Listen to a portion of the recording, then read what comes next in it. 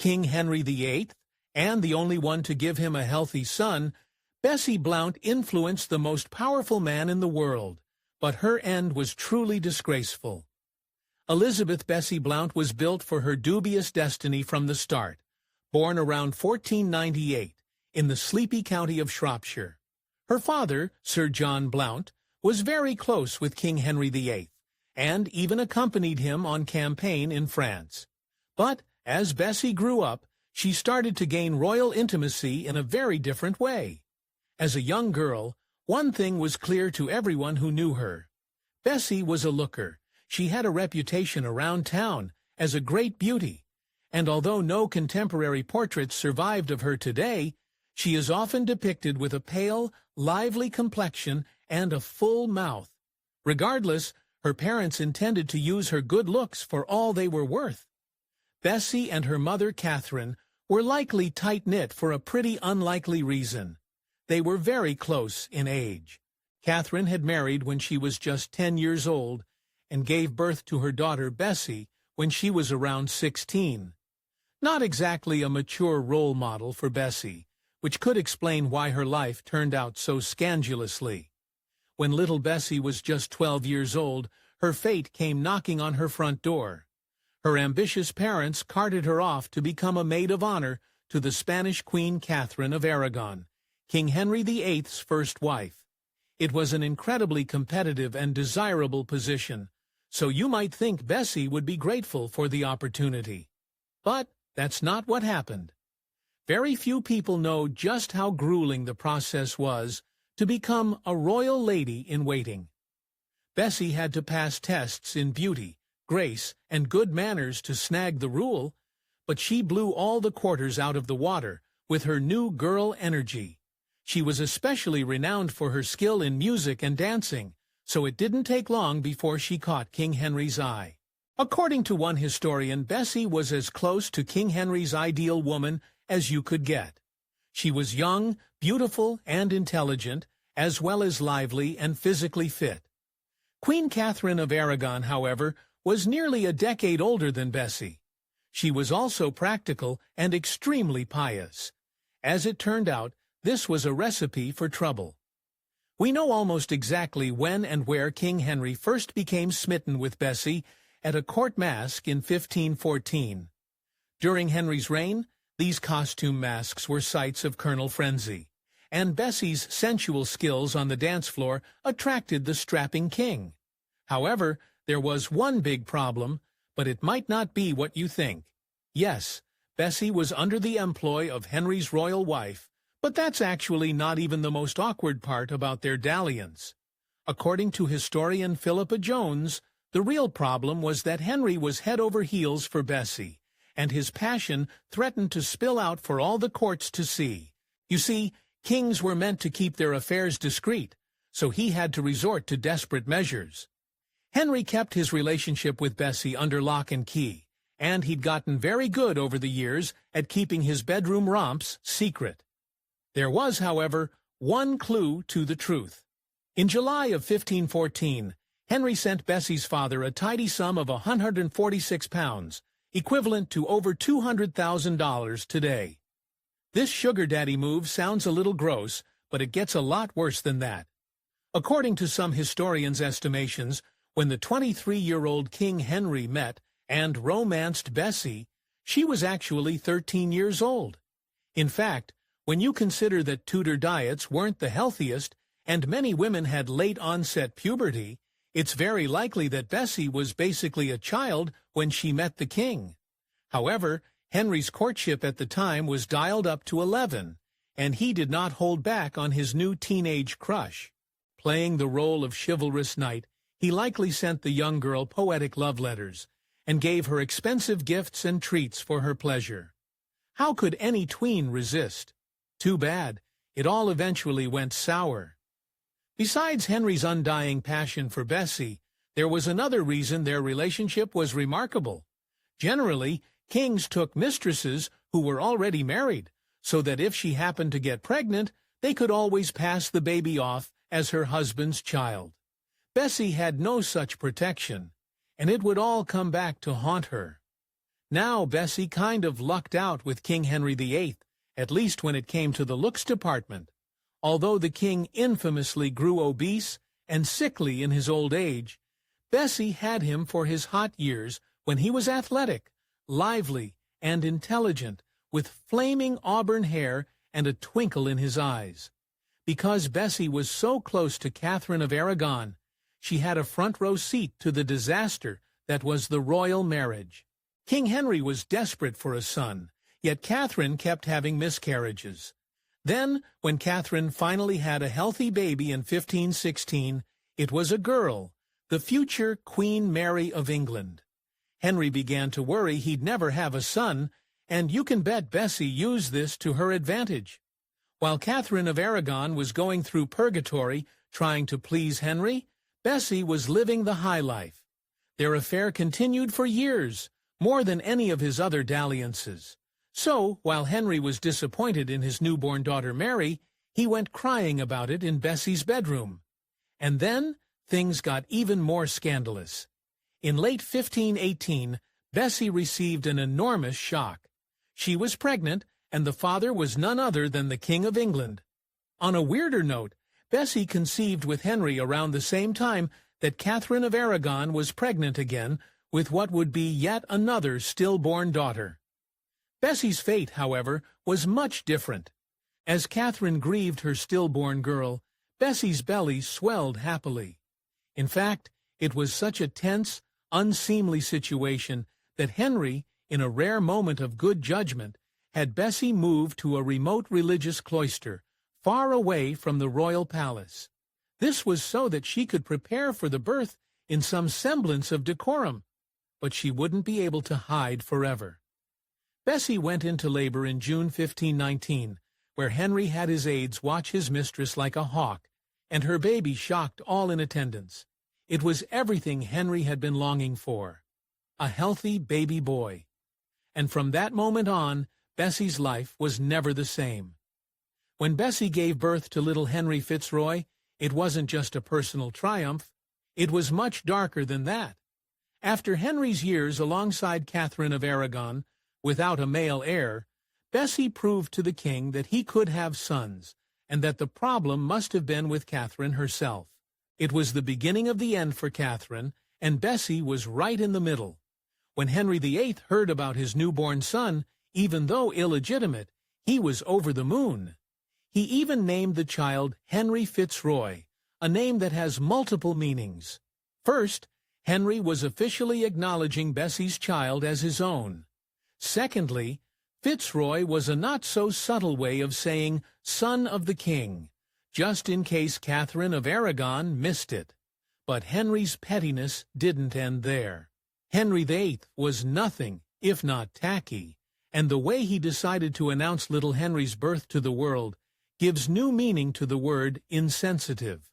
Likely, when Catherine of Aragon was away giving a banquet to her private friends, Henry took the opportunity to parade around his illegitimate son for all the court to see.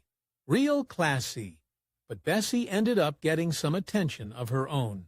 Because Bessie had given King Henry his long-awaited son, illegitimate or not, a popular saying about her persisted from the Tudor period onward. Bless Bessie Blount. You know you've officially made it into the annals of history when the tavern regulars are using your name in their toasts. Very quickly after Bessie went through the trouble of labor, the king dealt his favorite mistress a shocking blow. Henry suddenly ended their relationship. The reasons behind their split are still mysterious, but it might have had something to do with the fact that since Bessie had proven he could have sons, Henry no longer needed her. However, some historians point to an even crueler reason. According to one historian, Bessie's childbirth may have suddenly made Henry feel repulsed by his mistress. See to the king, babies were for wives and not for mistresses, who should inhabit a more ethereal realm of chivalric fantasy. But there may have been another factor driving the breakup, and this one is a real doozy. Right after King Henry pushed poor Bessie out of his revolving door of woman, Mary Boleyn walked in. That's right, Anne Boleyn's sister became Henry's mistress next. With Henry phasing Bessie out, because of his infatuation with this other Boleyn girl. Now that doesn't mean that Bessie was done with Henry, though. She just had a very twisted route back to him. Today we know that Anne Boleyn became King Henry VIII's ill-fated second wife, not Bessie. Yet Henry's nobles might have been puzzled at his choosing Anne over Bessie. Anne was reportedly bewitching, but according to one courtier who knew both women, Bessie Blount was even more beautiful than Anne Boleyn herself. Henry wanted to get Bessie married off fast after their relationship cooled and set about finding her a mate. But he couldn't have picked a worse husband. Bessie wed Gilbert's Taleboys, the Baron of Keam, in an arranged ceremony in 1522. Yet there was a chilling side to her special day. Gilbert's family had a history of insanity. Bessie must have felt another cruelty when she married Gilbert. It meant she had to distance herself even further from her son. After all, Henry Fitzroy was the acknowledged son of the king, and palace officials immediately took over his education and rearing. In truth, Bessie saw very little of him in the coming years, and given her son's dark end, it was an absence she came to regret.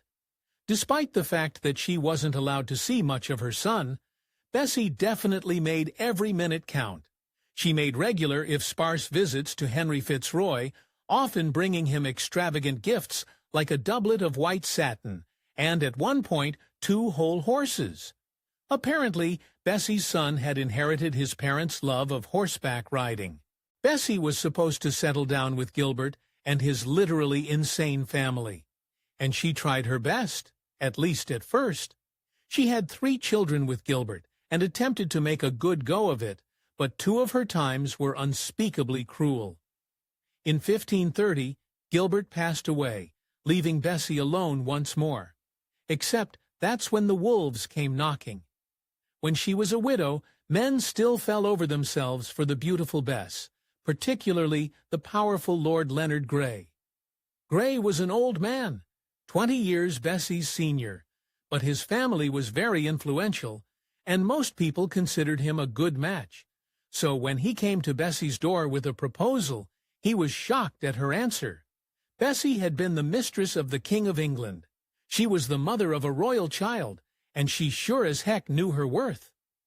Although Lord Grey was stunned to no end, she welcomed him into her home, only to coldly refuse his ring and his money bags. Instead, Bessie went in a completely different direction in her love life. The widowed Bessie had the privilege to marry for love, and what a love it was. She chose her second husband, Baron Edward Theans, not for his money, because he didn't even have much, but for his looks. Although, get this, Edward was at least 12 years younger than Bessie. Now in July 1536, fate heaped yet another devastating tragedy at Bessie's door. Her son, with the king, Henry Fitzroy, perished suddenly of a mysterious illness. The king had actually been grooming the 17-year-old boy as his next possible heir, and now the grieving Bessie had nothing to tie her to Henry anymore. But there was actually something even more tragic about her child's demise. Though historians commonly believe that Henry Fitzroy perished from tuberculosis, his burial hints at a more chilling possibility. King Henry VIII ordered a speedy bare-bones affair and even barred Bessie from attending her own son's funeral. Why the secrecy? Some believe that Fitzroy actually succumbed to the very contagious pneumonic plague. Either way, Bessie sadly never saw her son into the next life. Throughout her years away from King Henry VIII's court, Bessie watched as her former lover made an enormous fool of himself, divorcing Catherine of Aragon and then marrying his shiny new mistress Anne Boleyn before beheading her in 1536. Bessie probably felt relieved she wasn't in that hot mess anymore, but that didn't explain her next actions. In 1539, Henry VIII was on to wife number 4, and he had chosen Anne of Cleves for the dubious honor. Well, our Bessie apparently just couldn't keep her nose out of it any longer. And she made a strange decision. She made a triumphant return to court. As Anne of Cleves' lady-in-waiting, it's never really a good idea to befriend your ex's new flame, and this one went particularly badly. Bessie Blount might have been the most cursed mistress in history. Not only was she and her baby boy the death knell for Henry's marriage to Catherine of Aragon, her presence didn't do great things for Anne of Cleves either. No sooner did Anne enter Henry's court than he was trying to divorce her, and even though Henry used her and then discarded her, Bessie Blount apparently had a heart of gold.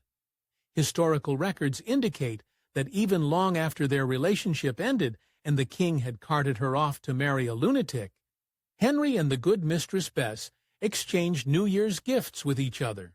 Around the time that she was Anne of Cleves' lady-in-waiting, Bessie started suffering from a mysterious ailment that was so severe it cut her employment short. Bessie went back to her husband to recover and never got the chance to serve Henry's next queen, Catherine Howard.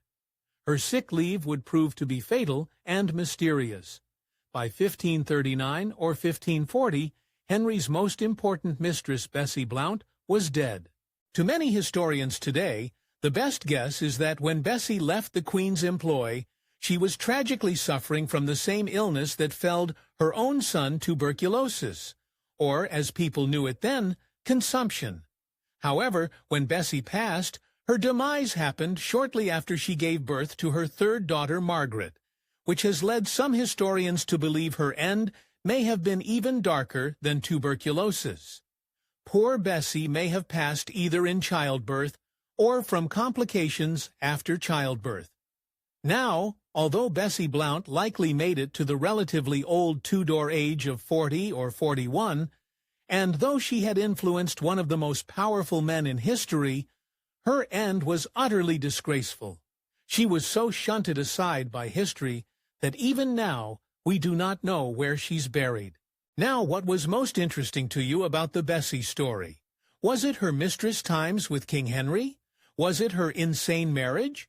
Or was it the fact that she decided to come back to King Henry after he had discarded her? Let us know down in the comments, and if you enjoyed this video, make sure to hit the like button.